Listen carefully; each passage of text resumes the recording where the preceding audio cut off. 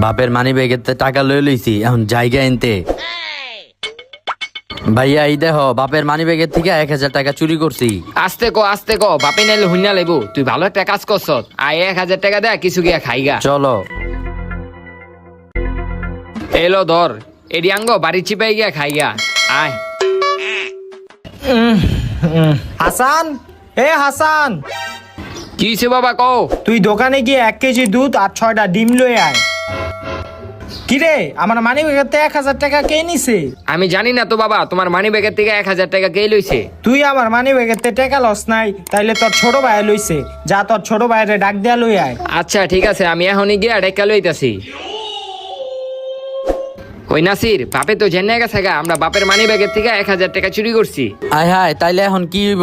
তুই চিন্তা করিস না, আমার কাছে একটা আইডিয়া আছে। ওই আইডিয়া দিয়ে আমরা বাচ্চা যামুগা। কি আইডিয়া আছে? যে সুমকা আব্বু জিগাইবো যে আমার মানি ব্যাগের থেকে কে 1000 টাকা লইছে, তুই হে সুমকা কবি কি বাবা আমি 1000 টাকা লইছি। আর আমার জিগাইলে আমি কমু বাবা আমি 1000 টাকা লইছি। তারপর তোর যদি আবার জিগাই তুই কবি আমি 1000 টাকা লইছি। এমনি করলে বাপে কনফিউজ হয়ে যাবো গা, পরে আঙ্গ ছেড়ে দিব, আমরা দুজন বাচ্চা যামুগা। ঠিক আছে ভাই, চলো। চিপটি রাখ আর তাড়াতাড়ি আয়।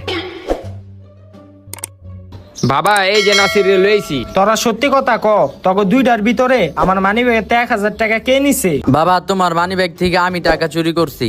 বাহ নাসির বাহ, নিজের ঘরের থেকে টাকা চুরি করছ, হে আবার বাপের মানি ব্যাগের থেকে। তোর এটা আশা করি নাই। এদিকে আয়। হাসান, তুই যে একটা লাঠি লয়ে তো আচ্ছা বাবা লইতাছি। বাপের মানি ব্যাগেতে টাকা চুরি করস আর টাকা চুরি করবি?